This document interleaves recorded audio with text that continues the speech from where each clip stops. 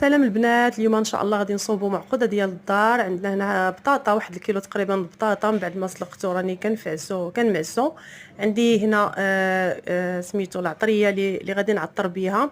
عندي شويه الثومه بودره، الكمون، الابزار، شويه ديال الفلفله حمراء والبابريكا، وشويه ديال الفلفله حاره، وعندي الربيعه البنات، وطبيعه الحال الملحه دائما على حسب الذوق.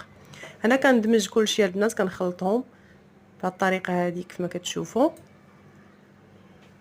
وفي واحد الزليفه واحده اخرى عندي هنايا كيف ما كنوريكم البنات الخميره. عندي تقريبا معلقه ديال الخميره، ضفت لها واحد شويه ديال الماء دافي. عندي كاسونس ديال الطحين الدقيق الناعم. عندي البنات شويه ديال الابزار، شويه ديال الكركم، وشويه ديال الثومه بودره، وشويه ديال الربيع. هنا البنات راني كورت ديك كيف ما كتشوفوا ديك البطاطا ديالنا، كنكورها ونحطها كلها حدايا، ومن بعد غندوز